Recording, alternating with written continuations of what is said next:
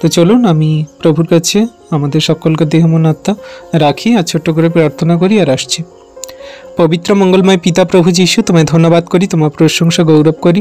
পিতাগো, তুমি সেই মহান রাজা দয়ালু কৃপাময় ঈশ্বর পিতা, তোমার হস্তে চরণতলে রাখি সমস্ত গুগল মিটকে, আমাকে, আমাদের গ্রুপে থাকা, আমাদের গুগল মিটে থাকা সকল সন্তানদেরকে। প্রভু, তুমি আমাদেরকে তোমার পবিত্র আত্মার কভারে নাও, আর তুমি আমাদের সেই শিক্ষক হয়ে, তুমি আমাদের সেই টিচার হয়ে আমাদের সকল তোমার সেই বাক্যের জ্ঞান দাও, তোমার বাক্যের ভেদ সকল আমাদের জানতে বুঝতে সাহায্য করো, যেন তোমার বাক্য সকল বুঝে আমরা জীবনে কার্যকারী করে চলতে পারি এবং জগতের মানুষকে বলতে পারি। যারা সে অন্ধকারে পাপের জগতে পড়ে আছে তাদেরকে যেন আমরা তোমার এই বাক্য দ্বারা তাদের আশ্বাস দিতে পারি, তাদের ওঠাতে পারি, আর তাদের যেন তোমার প্রতি বিশ্বস্ত করাতে পারি। প্রভু, তুমি আমাদের মধ্যস্থতায় থেকে তুমি আমাদের আশীর্বাদ করো, অনুগ্রহ করো, দয়া কৃপা করুণা করো। সকল ধন্যবাদ, প্রশংসা, গৌরব ঈশ্বর পুত্র খ্রিস্ট যীশু নামে এই প্রার্থনা সকল চাইলাম। তুমি দেখেছি, শুনেছ, উত্তর দিয়েছ। Amen, amen. তো চলুন আমরা বাক্য দেখব। বাক্য আমাদের আজকের কি বলছে, প্রভু আমাদের সেই বাক্য দ্বারা কি আশীর্বাদ করছে, আমরা সেটা দেখব। আজকে আমরা খুব সুন্দর বাক্য দেখব, যে বাক্য আমাদের প্রতিদিনের দরকার। প্রতিদিন বিশ্বাসী সন্তানদের আমাদের এই বাক্য সকল হৃদয় নিয়ে জীবনে কার্যকারী করে চলা উচিত, কারণ বাক্য জীবন্ত কার্য সাধক। আর সেই বাক্য যদি আমরা মেনে জীবনে কার্যকারী করে চলতে পারি, সেই বাক্য দ্বারা ঈশ্বর সর্বদাই আমাদের আশীর্বাদ করছে। আশা করি সবাই বাইবেল খুলে নিয়েছি। রোমিও 7 অধ্যায় আপনারা সবাই খুলে নিন, আর রোমিও 7 অধ্যায় থেকে আমরা আজকের বাক্য পড়ব এবং প্রভু সেই বাক্যের ভেদ সকল জানার চেষ্টা করব। সাধক পৌল দ্বারা, তার পবিত্র আত্মা দ্বারা তার মধ্যে যে সকল কথা দিয়েছেন, তিনি যে রোমিওদের কাছে যে পত্র লিখেছেন, সেই পত্র থেকে আমরা আজকে পাঠ করব, আমরা পড়ব আর সেই জানার চেষ্টা করব। আপনারা সবাই বাইবেল খুলে নিজেদের সামনে রাখুন। যাদের কাছে বাইবেল আছে, যাদের কাছে মোবাইল থেকে দেখছেন, অবশ্যই চোখ রাখবেন বাইবেলের বাক্যে। এখানে বাক্য কি বলছে? রোমিও 7 অধ্যায়ের 1 পদে, হে আমার ভাতৃগণ, তোমরা কি জানো না? কারণ যাহারা ব্যবস্থা জানে, আমি তাহাদিগকেই বলিতেছি। মনুষ্য যতকাল জীবিত থাকে ততকাল পর্যন্ত ব্যবস্থা তাহার উপরে কর্তৃত্ব করে। আর 2 কি বলছে? কারণ যতদিন স্বামী, এখানে 2 আমরা পরে আসছি, এটা সেই বাক্যের উদাহরণ আছে। কিন্তু আমরা এই যে বাক্যটা প্রথম রোমিও 7 অধ্যায়ের 1 পদটা পড়লাম, এই বাক্য পড়ে আমরা কি বুঝতে পারছি? যে প্রভু আমাদের সেই সাধু পৌল দ্বারা আমাদেরকে বোঝাচ্ছে, বলছে যে তোমরা কি জানো না? যারা ব্যবস্থা জানে, যারা ব্যবস্থা জানে বা যারা ব্যবস্থা পালন করে, আমি তোমাদের বলছি, মনুষ্য যতকাল জীবিত থাকে ততকাল তারা ব্যবস্থার উপরে কর্তৃত্ব করে, তাহার উপরে কর্তৃত্ব করে, মানে ব্যবস্থা তাদের উপরেই কর্তৃত্ব করে, যারা ব্যবস্থা মেনে চলে বা ব্যবস্থার অধীন। তাহলে আজকে আমরা জগতে যত মানুষ সেই আমরা পৃথিবীতে আছি, তাহলে আমরা তো সবাই সেই ব্যবস্থার অধীন, আমরা ব্যবস্থা সকল মেনে চলি, ব্যবস্থার মধ্যে জীবনযাপন করি। কিন্তু এখানে আমরা বলবো যে না, আমরা ব্যবস্থার অধীন নই। কারণ প্রভু যীশু আমাদের সেই পাপ থেকে, এই ব্যবস্থা থেকে আমাদের ছুটকারা দেওয়ার জন্য তিনি স্বর্গ থেকে নেমে এসেছিলেন আর আমাদের জন্য ক্রুশে প্রাণ দিয়েছেন। তিনি আমাদের জন্য এই ব্যবস্থা থেকে আলাদা করার জন্যই তিনি আমাদেরকে ক্রুশে প্রাণ দিয়েছেন। তিনি তার বাক্যে কি বলে? যে আমি এসেছি যাতে মানুষ জীবনের উপচয় পায়, পরিত্রাণ পায়। আমি পথ, সত্য, জীবন, আমার মধ্যে দিয়ে না গেলে কেউ পিতার কাছে যেতে পারে না। তিনি পিতার কাছে যাওয়ার একটা পথ। আর মনুষ্য যতজন আছে তারা সব এই ব্যবস্থার অধীন, যারা ব্যবস্থা তাদের উপরেই কর্তৃত্ব করে। আর ব্যবস্থাই হলো পাপ। আমরা ব্যবস্থার মধ্যে থেকেই পাপ করি, কিন্তু আমরা যদি ব্যবস্থার বাইরে জীবন যাপন করি, তাহলে আমরা কিন্তু সেই ঈশ্বরের সত্য বাক্য, মানে খ্রিস্ট যিশুর সেই বাক্য, আজ্ঞার শিক্ষা সকল পালন করে তার উপর বিশ্বাস করে আমরা অনন্ত জীবন পাই। আর আমরা তখন সেই পুরনো মনুষ্যত্ব জীবনকে, মানে আমাদের এই ব্যবস্থাকে সম্পূর্ণরূপে মেরে ফেলি, যেমন করে ক্রুশে আমাদের জন্য প্রভু যীশু প্রাণ দিয়েছিলেন। তেমন করে আমাদের পুরনো মনুষ্যত্ব জীবনকে আমরা সম্পূর্ণরূপে ত্যাগ করি। আমাদের ব্যবস্থাপনা জীবনযাপনকে আমরা ত্যাগ করে খ্রিস্ট যিশুতে নতুনীকরণ হই, মানে প্রভু যিশু খ্রিস্টের জীবনের সেই কথা আজ্ঞা শিক্ষা সকল পালন করে আমরা সেই মতো তার পদাঙ্ক অনুসরণ করে চলি। কারণ তিনি তার বাক্যে কি বলে, যে সত্য যখন তোমাদের কাছে প্রকাশিত হবে সত্য তোমাদিগকে স্বাধীন করবে। আর তিনি আমাদের কাছে সত্য প্রকাশ করেছেন, স্বর্গের কথা সকল জানিয়েছেন। তিনি আমাদের সমস্ত ব্যবস্থা থেকে, সমস্ত এই পাপ থেকে তিনি আমাদের ছুটকারা দিয়ে স্বর্গের পথে, আমাদের সে অনন্ত জীবনের পথে নিয়ে যাওয়ার জন্য আমাদের জন্য ক্রুশে প্রাণ দিলেন। আর আমরা যখন তাকে বিশ্বাস করি, তার পদাঙ্ক অনুসরণ করে চলি, তখন আমরা আর ব্যবস্থায় চলি না, কিন্তু আমরা খ্রিস্ট যিশুতে নতুনীকরণ হয়ে আমরা তার অনুগ্রহে, আমরা তার পবিত্রতায় জীবনযাপন করার চেষ্টা করছি। তখন আমাদের উপরে আর ব্যবস্থা কর্তৃত্ব করতে পারে না। Amen, hallelujah. তো আমরা যেটা পড়ছিলাম, রোমিও 7 অধ্যায়ের 1 পদটা পড়লাম, যেটা আমাদের ব্যবস্থা আমাদের উপর কর্তৃত্ব করে। কিন্তু আমরা যখন খ্রিস্ট যিশুতে বিশ্বস্ত হয়েছি, তখন ব্যবস্থা আমাদের উপরে আর কর্তৃত্ব করতে পারে না, কারণ আমরা স্বাধীন হয়েছি। খ্রিস্ট যিশুতে আমরা স্বাধীন হয়েছি, তার পবিত্রতায় আমরা সেই তার উপর বিশ্বাস করে আমাদের পুরনো মনুষ্যত্ব ত্যাগ করে আমরা সেই স্বাধীন হয়েছি। কিভাবে স্বাধীন হয়েছি না, যেমন করে একটা সেই বিধবা স্ত্রী তার যেমন স্বামীর থেকে আলাদা হয়, মানে তার স্বামী মারা গেলে যেমন সেই বিধবা স্ত্রী তার কোনো রকম তার স্বামীর কর্তৃত্বে চলে না, তেমন করে আমরা যখন খ্রিস্ট যিশুতে নতুনীকরণ হয়েছি, তখন আমাদের উপরে আর কোনো ব্যবস্থা কর্তৃত্ব করতে পারে না। আমরা এই উদাহরণটা রোমিও 7 অধ্যায়ের 2 পদ থেকে পড়লে আমরা এর উদাহরণটা পাই। যে একটা উদাহরণ দিয়েছেন সাধু পৌল, যে স্বামী থাকলে সে স্বামীর অধীনে থাকে, আর যার স্বামী নেই সে স্বামীর অধীন নয়, কিন্তু সে নিজের ইচ্ছাতে যা কিছু চায় সে করতে পারে। তো এই উদাহরণটা আমরা 2 পদ থেকে পড়ব। রোমিও 7 অধ্যায় 2 পদ থেকে পড়ব, সবাই চোখ রাখবেন। এখানে 2 কি বলছে, কারণ যতদিন স্বামী জীবিত থাকে ততদিন সধবা স্ত্রী ব্যবস্থার দ্বারা তাহার কাছে আবদ্ধ থাকে, কিন্তু স্বামী মরিলে সে স্বামীর ব্যবস্থা হইতে মুক্ত হয়। তাহলে খুব সুন্দর কথা, যেমন একটা স্বামী জীবিত আছে আর সেই স্বামী স্ত্রী, তাহলে সেই স্বামী স্ত্রী মানে তার স্বামীর কথা শুনবে, সেই স্বামী তার যা কিছু আজ্ঞা দেবে তার মতন করে সে চলবে, তার সাথেই সে জীবনযাপন করবে। তাহলে সেই স্বামী যদি মারা যায়, তাহলে সে অবশ্যই সেই স্বামীর কথা শুনবে না, কারণ তার তো বলার মতো আর কেউ নেই। আর সে নিজের ইচ্ছাতে সে যেমন পারবে সে তেমনই চলতে পারবে, সে স্বামীর ব্যবস্থাতে আর নেই, সে নিজের ব্যবস্থাতে মানে নিজের ইচ্ছাতে সে যেমন চায় তেমন জীবনযাত্রা চালাতে পারে। এটা হলো উদাহরণ। তেমনি আমরা যখন খ্রিস্ট যিশুকে পরিধান করেছি, আর আমাদের সেই পুরনো স্বামী মানে যেটা আমরা বলতে পারি আমাদের ব্যবস্থা, সেই ব্যবস্থাকে যখন আমরা মেরে ফেলেছি, মানে ব্যবস্থাকে আমরা যখন ছেড়ে দিয়েছি, ব্যবস্থা যখন খ্রিস্ট যিশুর ক্রুশে মারা গেছে, তখন আমরা নতুন ভাবে আমরা জীবন পেয়েছি, আমাদের নিজের ইচ্ছাতে আমরা যা পারি করতে পারি। মানে আমরা সেই ব্যবস্থা, সেই স্বামী নয়, আমরা কিন্তু আমাদের নিজের ব্যবস্থাতে মুক্ত, মানে সেই স্বামীর ব্যবস্থাতে আমরা মুক্ত। এখন আমরা আমাদের মতো করে জীবন চালানোর পথ বেছে নিতে পারি। সেটা কিভাবে 3 বলছে, সুতরাং যদি সে স্বামী জীবিত থাকিতে অন্য পুরুষের হয়, তবে ব্যভিচারিণী বলিয়া আখ্যাত হইবে, কিন্তু স্বামী মরিলে সে ওই ব্যবস্থা হইতে স্বাধীন হয়, অন্য স্বামীর হইলেও ব্যভিচারিণী হইবে না। তাহলে যখন একজনের স্বামী আছে, তাহলে সেই স্বামী থাকাকালীন অন্য স্ত্রী যখন অন্য পরপুরুষের কথা শোনে বা তার কাছে যায়, সে তখন ব্যভিচারিণী হয়। কিন্তু যখন সেই স্বামী মারা যায়, সে তখন তার ব্যবস্থাতে আর চলে না, সে নিজের ইচ্ছাতে যেখানে পারে সেখানে যেতে পারে, যা ইচ্ছা সে তাই করতে পারে, তখন আর তাকে কেউ ব্যভিচারিণী বলবে না।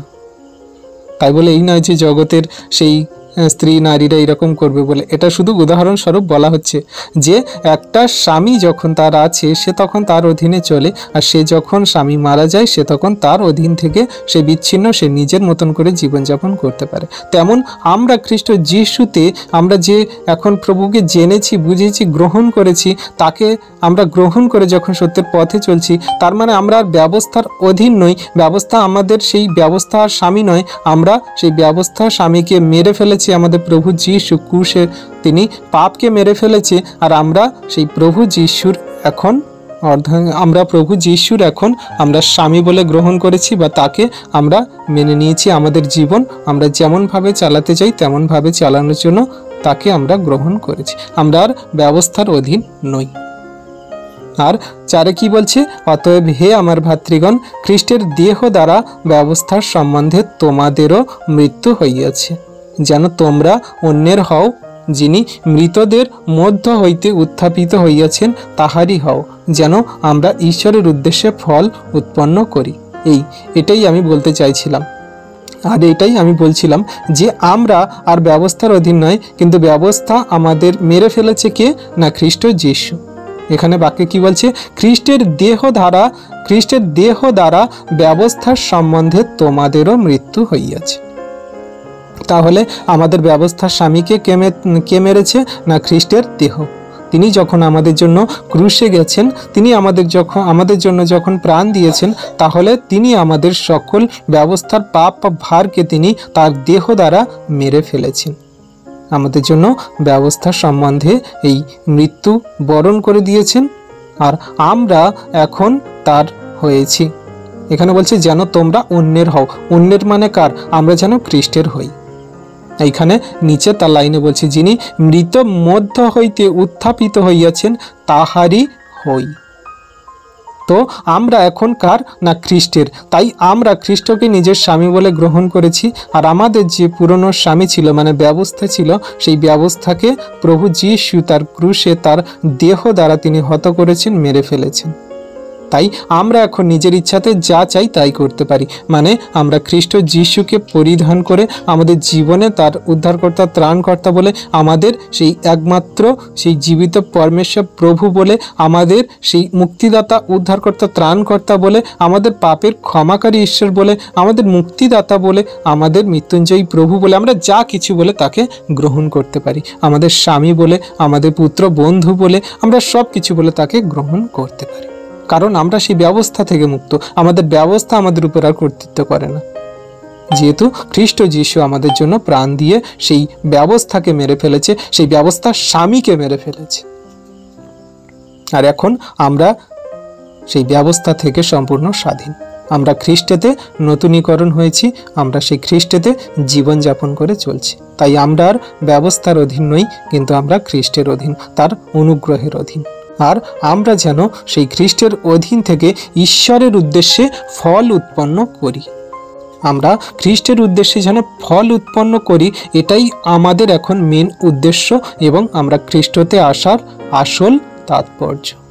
আর এটাই আমাদের জন্য সেই অনুগ্রহ, আশীর্বাদ, পাপের ক্ষমার থেকে শুরু করে অনন্ত জীবন দেওয়া পর্যন্ত এটাই ঈশ্বর আমাদের জন্য করবেন। কারণ আমরা যদি না ফল উৎপন্ন করি, তাহলে আমাদের খ্রিস্ট যিশুতে থেকে কোনো লাভ নেই, কোনো ফল নেই, কোনো লাভ নেই। মানে আমাদের অনন্ত জীবন পাওয়ার কোনো যোগ্যই নেই। ঈশ্বর হয়তো সেই অনন্ত জীবন দেবেন না। কারণ প্রভু তার বাক্যে কি বলে? যে আমি সেই দ্রাক্ষালতা, আমি সেই ফল উৎপন্নকারী ডাল, আর যে আমাতে না থাকে, যে আমাতে না থেকে ফল উৎপন্ন করে, তাকে কি কেটে আগুনে ফেলে দেওয়া হয়।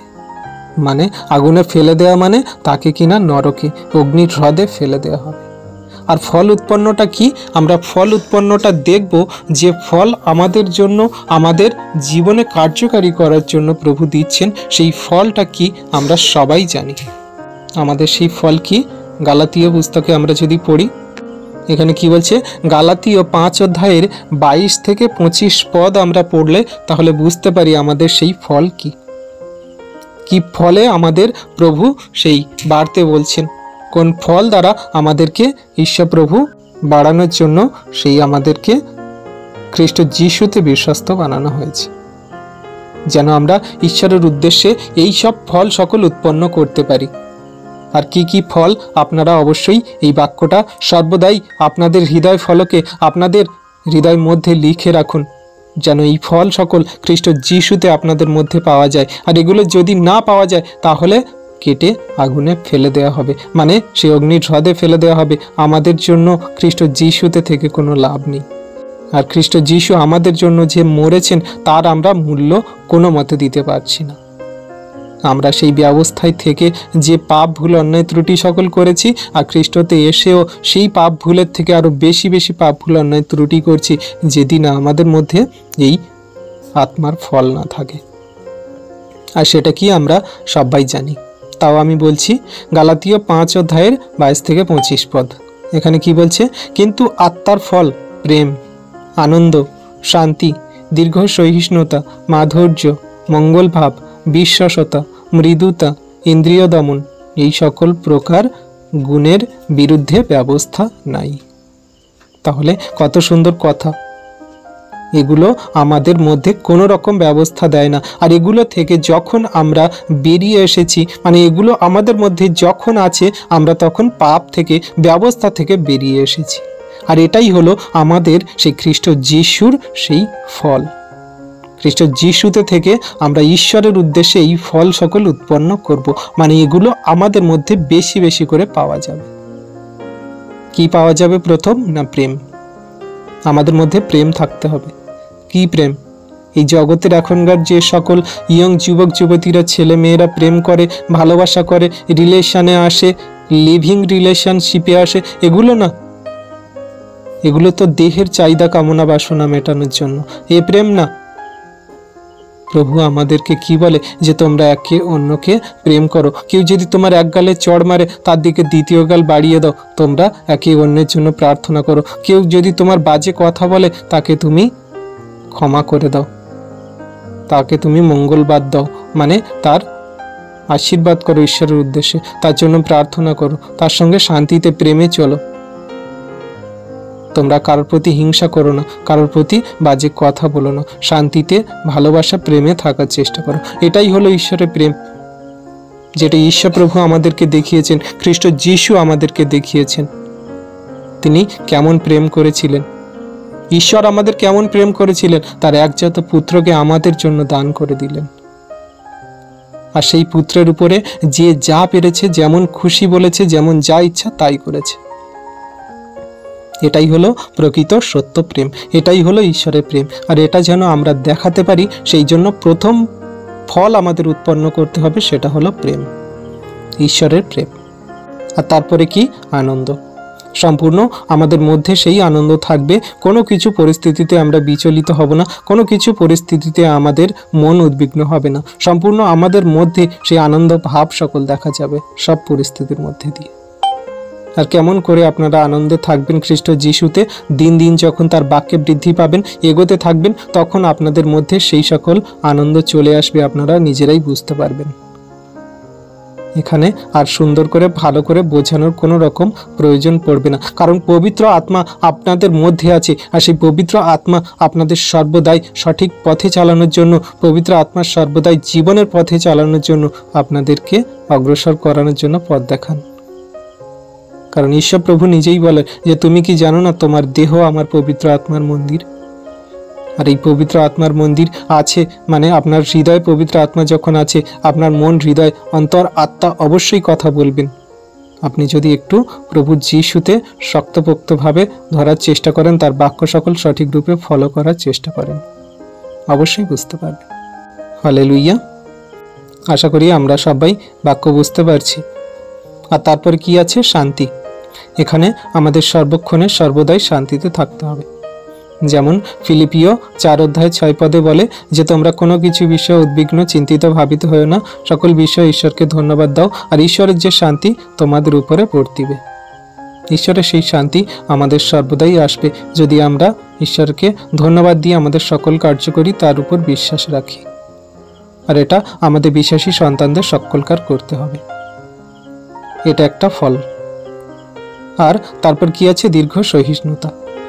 সকলকার সাথে মঙ্গল ভাব, শান্তিতে, ভালোবাসাতে বা তাদের সঙ্গে সেই দীর্ঘ সহিষ্ণুতা, তাদের সমাদর করা, তাদের দুঃখে দুঃখার্থ হওয়া, তাদের সঙ্গে আমাদের সকল দুঃখ কষ্টকে ভাগ করে নেওয়া, তাদের আশ্বাস দেওয়া, তাদের পাশে থাকা, এগুলো আমাদের করতে হবে।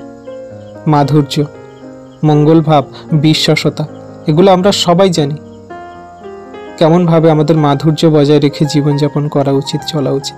আমাদের এমন চলন বলন, কথাবার্তা হবে দেখে মানুষ বুঝতে পারবে যে হ্যাঁ সত্যি এ একজন মানুষ, যার সঙ্গে কথা বললে আমাদের মন ভালো হয়ে যায়, যার সাথে কথা বললে আমাদের সত্যি খুব ভালো লাগে। তার মধ্যে এমন কোনো আচরণ, ব্যবহার, এমন কোনো কথাবার্তা পাই না যা আমরা তাকে বাজে বলতে পারি, খারাপ বলতে পারি বলে।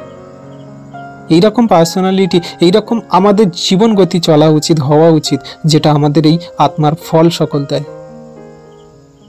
মাধুর্য, মঙ্গল ভাব, এমন বিশ্বাসতা রাখা উচিত আমি ঈশ্বরের প্রতি, যে আমি তার কাছে চেয়েছি আর সেটাই পেয়েছি। মানুষের প্রতি তাদের বিশ্বাসতা রেখে জীবনযাপন করা উচিত। মানুষ আমার প্রতি এমন বিশ্বাসতা রাখতে পারবে যে আমি যে কথা বলেছি সেই কথার কাজ যেন আমি করতে পারি। কেউ যেন আমাকে বিশ্বাসঘাতক না বলতে পারে, কেউ যেন আমার কোনো রকম বাজে আঙুল তুলে কথা না বলতে পারে।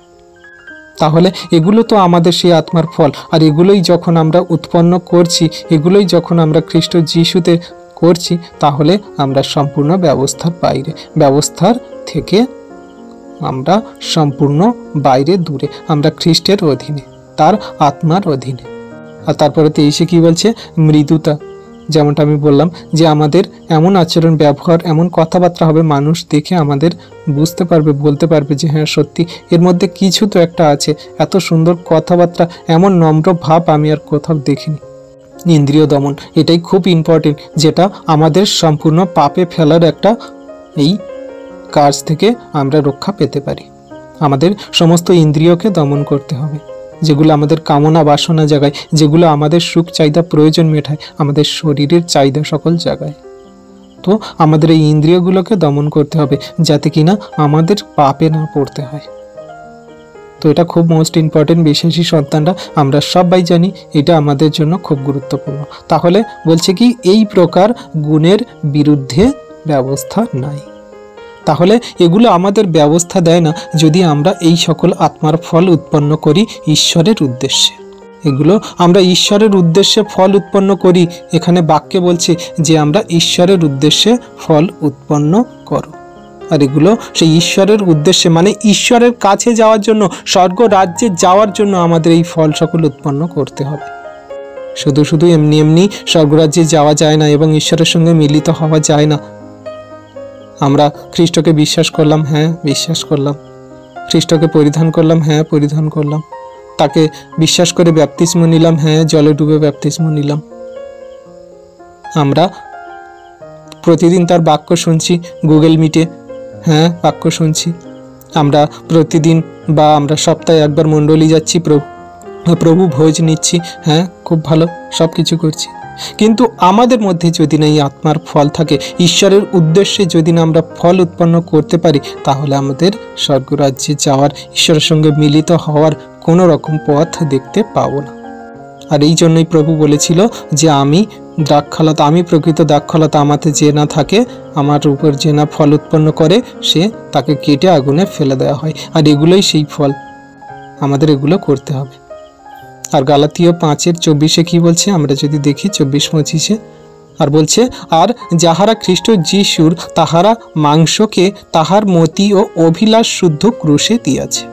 কত সুন্দর কথা।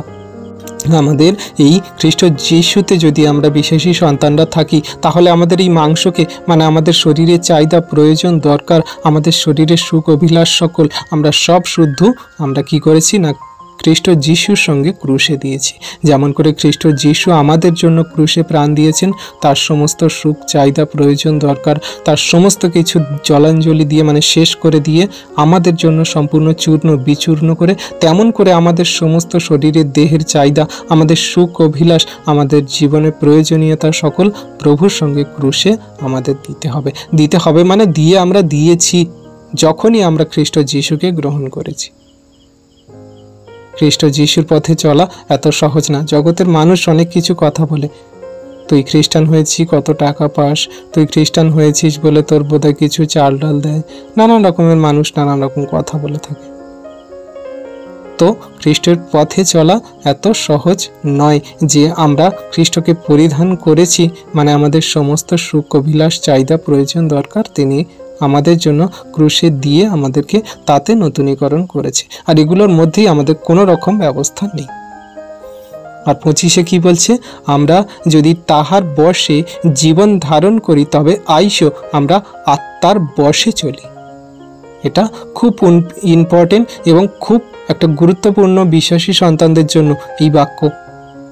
যদি আমরা আত্মার বশে জীবন ধারণ করি, ভালো করে বুঝবেন বিশ্বাসী সন্তানরা, যদি আপনি খ্রিস্টতে এসে মনে করেন যে আমার রোগ সুস্থ হয়ে যাবে, আমার শারীরিক জীবনের আমার এই পৃথিবীতে থাকাকালীন আমার যে ঘর বাড়ি নেই, আমার প্রয়োজনীয়তা, আমার জীবনের সব কিছু মিটে যাবে, আমার জীবনের সব কিছু প্রয়োজন দরকার প্রভু যীশু মিটিয়ে দেবেন, অবশ্যই তা মিটিয়ে দেবেন, কিন্তু সেটা আপনার পরে পিছনে রাখতে হবে। আপনার আগে রাখতে হবে যে আমি যখন খ্রিস্ট যীশুকে গ্রহণ করেছি মানে আমি সমস্ত ব্যবস্থাকে, আমি সমস্ত ব্যবস্থার অধীন চলা থেকে আমি বাইরে চলে এসেছি। আমার সমস্ত সুখ চাহিদা প্রয়োজন, আমার দেহের সমস্ত কামনা বাসনাকে আমি মেরে দিয়েছি, মানে আমার টাকা পয়সা ঘর বাড়ি আমার সমস্ত বস্তু প্রয়োজন দরকার আমি সব কিছু শেষ করে দিয়েছি। আমি আত্মাতে জীবন ধারণ করার জন্য খ্রিস্টকে গ্রহণ করেছি, আমি আত্মাতে চলার জন্য।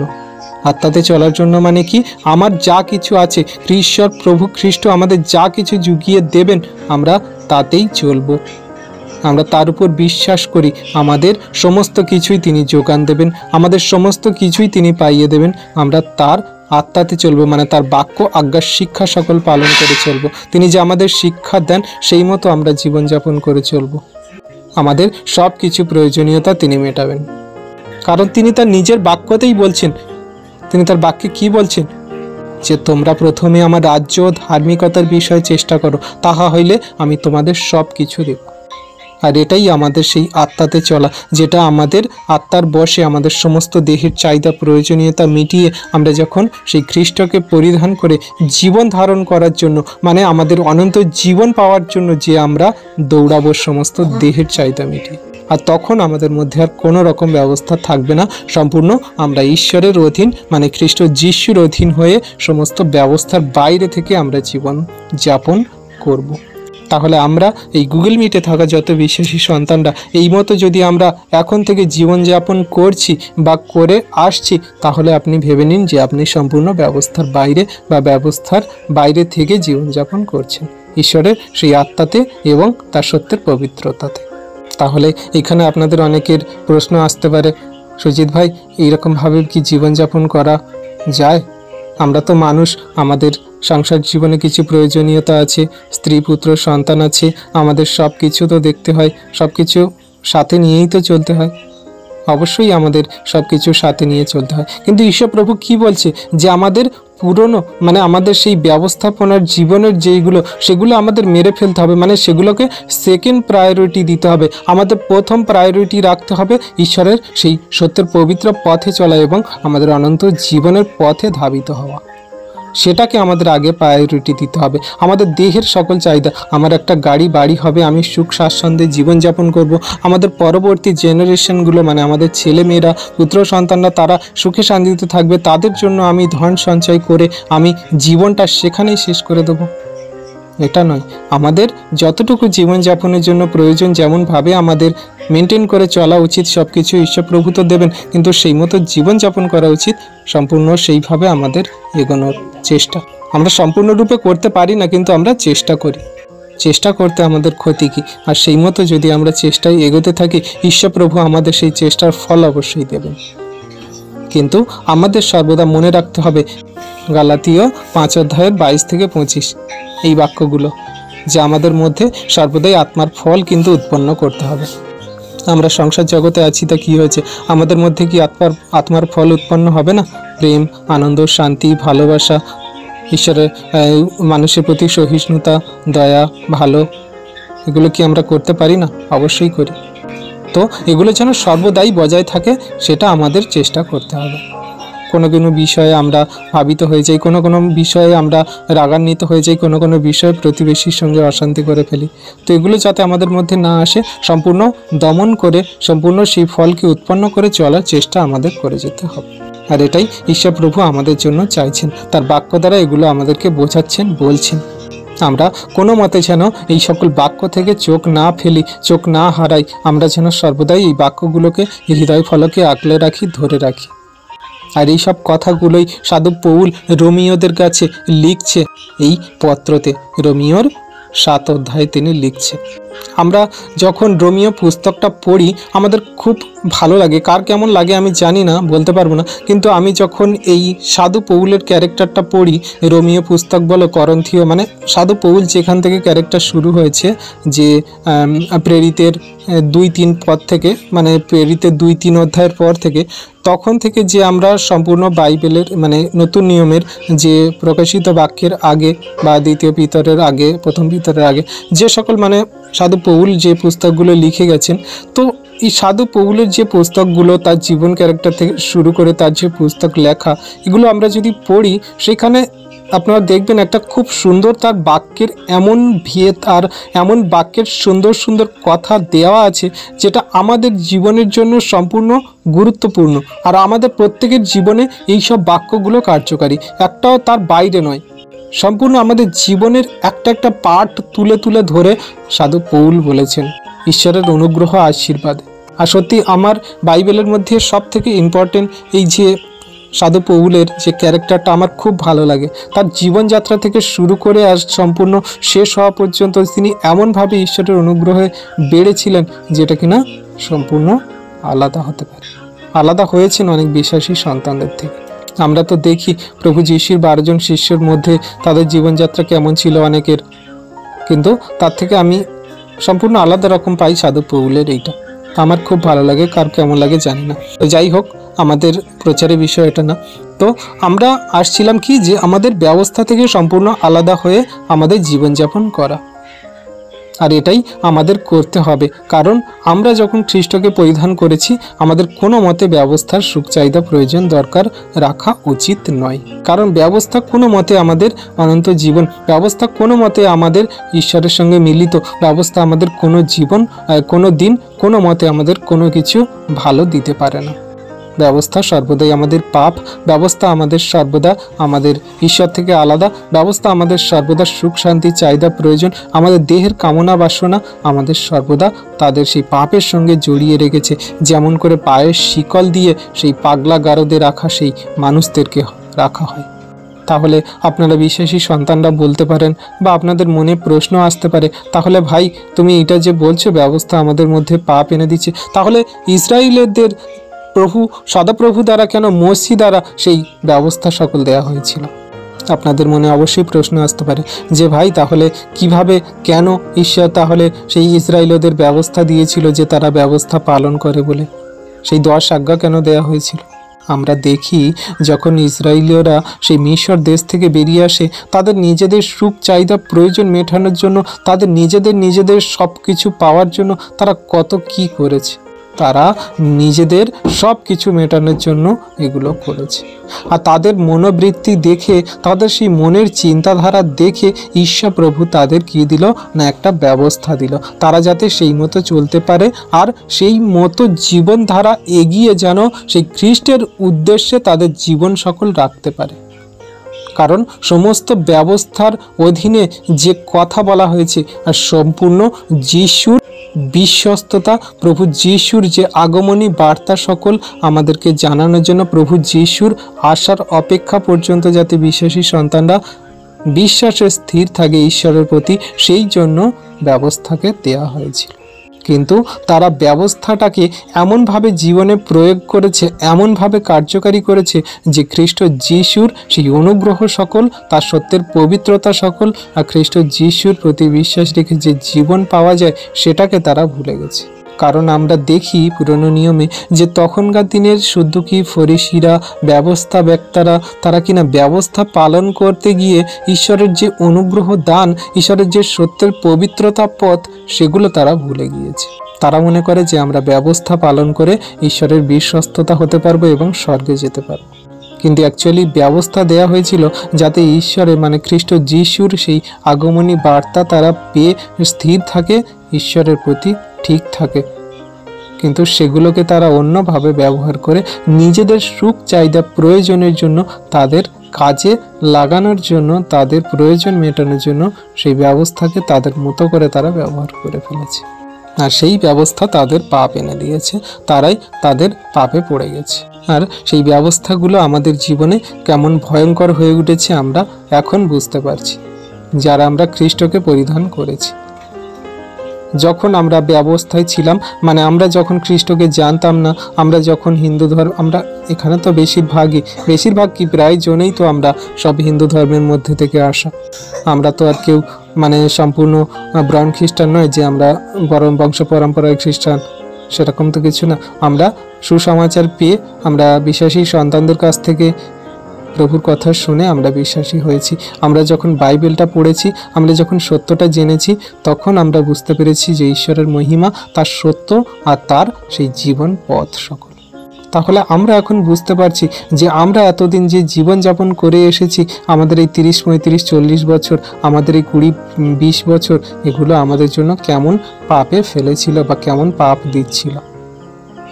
আর এই জন্যই আমরা চাই যে আমাদের পাড়া প্রতিবেশী, বন্ধু বান্ধব, আত্মীয় স্বজনেরা, আমাদের পরিবার পরিজনের মানুষজনেরা, আমাদের স্ত্রী পুত্র সন্তানেরা, যাতে তারাও এই সত্যকে জানতে পারে, তারাও যাতে ঈশ্বরের সেই আত্মার ফল উৎপন্ন করতে পারে, সমস্ত ব্যবস্থা থেকে আলাদা হয়ে তারা সত্যের পবিত্রতায় জীবনযাপন করার চেষ্টা করতে পারে। সেই জন্য আমরা তাদের কাছে খ্রিস্টের কথা, প্রভু যিশুর কথা আমরা সত্যটাকে জানাই, বলি যে খ্রিস্ট আমাদের জন্য প্রাণ দিয়েছেন, তিনি আমাদের জন্য ক্রুশে গেছেন, তিনি তৃতীয় দিনে উঠেছেন, আর তিনি সেই স্বর্গে আরোহণ করছেন, পিতার দক্ষিণে বসে আছেন। আর তার উপর যে কেউ বিশ্বাস করে সে বিনষ্ট হয় না, কিন্তু অনন্ত জীবন পায়। এই কথাগুলো আমরা বিশ্বাসীদের, আমরা সবাই জানি। এই কথাগুলো আমরা কি জগতের মানুষকে বলার চেষ্টা করি, যাতে তারাও পরিত্রাণ পায়, তারাও পাপ থেকে বেরিয়ে আসে, তারাও সেই পাপের অধীন থেকে ছুটকারা পেয়ে খ্রিস্ট যিশুতে স্বাধীন হতে পারে, অনুগ্রহ পেয়ে তাদের পাপের জন্য অনুতপ্ত হয়ে খ্রিস্ট যিশুর কাছে তাদের সমস্ত পুরনো মনুষ্যত্ব জীবনকে দিয়ে তার সেই নতুনীকরণ, তার অনন্ত জীবন সকল পরিধান করতে পারে। এই কথাটুকু আমরা বলি, কিন্তু জগতের মানুষ তা বিশ্বাস করে না, গ্রহণ করে না, তারা সেগুলো কান দেয় না, চোখ দেয় না, তাদের হৃদয় সেগুলো পৌঁছায় না। কারণ এই শয়তান মন্দতা তো ব্যবস্থাকে চালাচ্ছে, শয়তান মন্দতা দিয়াবলকে তো ব্যবস্থা কাবার করে রেখেছে, মানে শয়তান মন্দতা দিয়াবলটা কি এই ব্যবস্থাকে কাবার করে রেখে সেগুলোকে চালায়। আর যতজন মানুষ তারা ব্যবস্থার অধীনে পড়ে আছে, সম্পূর্ণটাই সেই শয়তানের অধীনে পড়ে আছে। অ্যাকচুয়ালি ব্যবস্থার মেন মাথা হলো শয়তান দিয়াবল, এগুলোকে চালাচ্ছে। এখন আমরা বুঝতে পারছি যে যতজন আমরা ব্যবস্থা ছিলাম, আমরা সম্পূর্ণ শয়তানের অধীনে, পাপের অধীনে ছিলাম। আর পাপ আমাদের কি দেয় না? মৃত্যু। আর সেই মৃত্যুকে যখন খ্রিস্ট যিশু বিজয়ী হয়ে উঠেছেন, মানে মৃত্যুকে যখন শেষ করে দিয়েছেন, ব্যবস্থাকে তার দেহ দ্বারা যখন মেরে ফেলেছে, তাহলে আমরা খ্রিস্টতে নতুনীকরণ হয়েছি। আর নতুনীকরণ হয়েছি আমরা কিভাবে বুঝতে পারবো? যে আমাদের এই আত্মার ফল, যেটা আমরা গালাতীয় 5:22-25 পড়লাম, এটা যদি আমাদের মধ্যে থাকে, আমরা এই মতো যদি জীবন যাপন করে চলতে পারি, তাহলে আমরা খ্রিস্টতে নতুনীকরণ হয়ে আমরা সমস্ত ব্যবস্থাকে মেরে ফেলে এগিয়ে চলছি। তাই বললাম যে এই বাক্য সকল আপনাদের হৃদয় ফলকে, আপনাদের মনে, অন্তরে, আত্মায়, খাতায়, কলমে, দেয়ালে, বাড়িতে, ঘরে, রাস্তাঘাটে, যেখানে পারেন লিখে রাখুন, যেন সব সময় চোখে পড়ে। শয়তান যেন এই বাক্য থেকে একটুও চোখ না ঘোরাতে পারে, হারাতে পারে, ভুলে না যাই আমরা। এগুলো আমাদের জন্য খুব দরকার, ইম্পর্টেন্ট। তাই বিশ্বাসী সন্তানরা আমাদের সর্বদা ব্যবস্থা থেকে ঈশ্বর প্রভু যে ছুটকারা দিয়েছেন, তার জন্য ঈশ্বরকে ধন্যবাদ করা, তার সত্যের পবিত্র পথে অগ্রসর করাচ্ছেন, তার জন্য ঈশ্বরকে ধন্যবাদ দেওয়া। আর আমরা যে জঘন্য পাপী হয়েও ঈশ্বর প্রভু আমাদেরকে এত ভালোবাসা দিয়ে আমাদের নিত্য প্রয়োজনীয় যা কিছু দরকার, প্রয়োজনীয়তা তিনি মেটাচ্ছেন, সকল পরিস্থিতির মধ্যে দিয়েও তিনি আমাদেরকে এখনো পর্যন্ত ভালো রেখেছেন, আমাদেরকে এখনো পর্যন্ত যে নিঃশ্বাস প্রশ্বাস দিয়ে বাঁচিয়ে রেখেছেন, তার জন্য ঈশ্বরকে সর্বদাই ধন্যবাদ দেওয়া উচিত। আমরা যত মুখ খুলি কথা বলার জন্য, তার থেকে আমরা যেন মুখ খুলি ঈশ্বরের ধন্যবাদ, গৌরব, প্রশংসা করার জন্য। কারণ ঈশ্বর প্রভু আমাদের কাছ থেকে কিছুই চায় না, তিনি আমাদের কাছ থেকে শুধুই এটাই চায় যে আমার সন্তান আমার যেন ধন্যবাদ, প্রশংসা, গৌরব করে, আমার নামকে যেন উচ্চকৃত করে, মহিমান্বিত করে, জগতের মানুষের কাছে যেন এই সত্য শিক্ষা, প্রেমের কথা, তার সেই কথা সকল যেন তিনি বলে।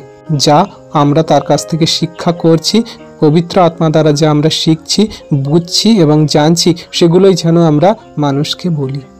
আর সেই জন্যই তিনি আমাদেরকে সেই আজ্ঞা দিয়েছেন, সেই একটাই কথা বলেছেন যে যাও তোমরা জাতি জাতি মানুষের কাছে পিতা, পুত্র, পবিত্র আত্মার নামে ব্যাপতিস্ম দাও, আর তোমরা আমার কাছ থেকে যা কিছু শিক্ষা করেছো, মানে পবিত্র আত্মার কাছ থেকে যা কিছু শিখেছো, এই বাইবেলের বাক্য দ্বারা যা কিছু শিখেছো, তা জগতের মানুষকে বলো, জানাও।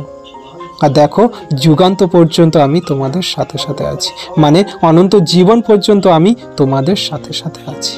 এটাই ঈশ্বরের বাক্যের তাৎপর্য আমাদেরকে শেখাচ্ছে, জানাচ্ছে পবিত্র আত্মা দ্বারা। কিন্তু আমরা বিশ্বাসী সন্তানরা কি করি না, আমরা এখনো পর্যন্ত প্রভুতে থেকেও আমাদের সেই ব্যবস্থার অধীনে জীবনযাপন করা, মানে আমাদের সুখ, চাহিদা, প্রয়োজন, দরকার, আমাদের শারীরিক জীবনে যা কিছু, সেগুলোকে বেশি প্রায়োরিটি দিয়ে ফেলি। আর সেই জন্যই আমাদের বেশি সমস্যা হয়ে দাঁড়ায়। আমরা ঈশ্বরের কাছ থেকে যা প্রার্থনা করি, যাচনা করি, আমরা যেন কিছুই পাই না, আমরা যেন কিছুই পাইনি, কিছুই হয়নি, কি আমার জীবনে হলো। আর এখান থেকে আমরা বিশ্বাসে দুর্বল হয়ে পড়ি, শয়তান আমাদের আরেকটি বার কভার করে নেয়, আর আমরা সেই আবার শয়তানের পথে চলে যাই। আবার সেই পুরনো মনুষ্যত্ব জীবন, আবার সেই ব্যবস্থাপনা, আবার সেই পাপ। আর যখন আমরা একবার বিশ্বাসী হওয়ার পর থেকে আরেকবার যখন আমরা প্রভুর থেকে সরে গিয়ে ব্যবস্থায় চলে যাই, তাহলে আমাদের প্রথম দশা থেকে দ্বিতীয় দশা অনেক শোচনীয় হবে। এটা আমার কথা না, ঈশ্বরের প্রভু তিনি তার বাক্যে বলেন যে তোমরা বিশ্বাসী হয়ে যদি তোমরা আবার অবিশ্বাসী মতো কার্য করো, বিশ্বাস থেকে সরে পড়ো, তাহলে তোমাদের প্রথম দশা থেকে দ্বিতীয় দশা খুব শোচনীয় হবে। যখন ঈশ্বরকে জেনে বুঝে আমরা তার বিশ্বাস থেকে সরে পড়ি, তাকে আমরা হেলায় হারাই, তখন আমাদের কিন্তু খারাপ অবস্থা। কিন্তু যারা এখনো পর্যন্ত জানে না, তারা কিন্তু ঈশ্বরের সেই পাপ, রোষ থেকে, তার ক্রোধ থেকে কিন্তু বেঁচে যাবে। কিন্তু আমরা যারা জেনে বুঝে সেগুলোকে হারিয়ে দিচ্ছি, ছেড়ে দিচ্ছি, ফেলে দিচ্ছি, তাদের কিন্তু খুব খারাপ অবস্থা হবে। তাই আমাদের সর্বদা সতর্ক থাকা, সাবধানে থাকা, শয়তান থেকে বাঁচার জন্য আমাদের সর্বদা প্রতিনিয়ত প্রার্থনায় থাকা, ঈশ্বরের সেই বাক্যে কার্যকারিতা রাখা, আর ঈশ্বরের সেই সত্যের পবিত্রতায় জীবনযাপন করার জন্য নিজেদেরকে অগ্রসর করা। আর আমরা বিশ্বাসী সন্তানরা এটা যেন সর্বদাই করি। তাই তার বাক্য আমরা যতটুকু পড়ি, যতটুকু বুঝি, শুনি, সর্বদাই যেন আমাদের হৃদয় মন্দিরের হৃদয়ান্তর আত্মায় ধরে রাখার চেষ্টা করি, কোনো মতে যেন না আমরা হারাই। বিশ্বাসী সন্তানরা এমনি করেই যদি আমরা জীবনযাপন করতে পারি, এগোতে পারি, তাহলে আমরা চেষ্টা করছি, আমরা বুঝতে পারছি যে হ্যাঁ, আমরা খ্রিস্টের সঙ্গে আছি। আশা করি বিশ্বাসী সন্তানরা আমরা বাক্য সকল বুঝতে পেরেছি সুন্দরভাবে। আর ঈশ্বর প্রভু আমাদের এই বাক্য দ্বারা প্রতিদিন যাচাই করার এবং তার সত্যের পথে চলার জন্য তার পবিত্র আত্মা দ্বারা শক্তি, সাহস, আমাদের সেই পথ সকল দেখিয়ে এগিয়ে নিয়ে যাবেন। ঈশ্বর আপন বাক্যে সকলকে আশীর্বাদ করুন। Amen, amen, amen.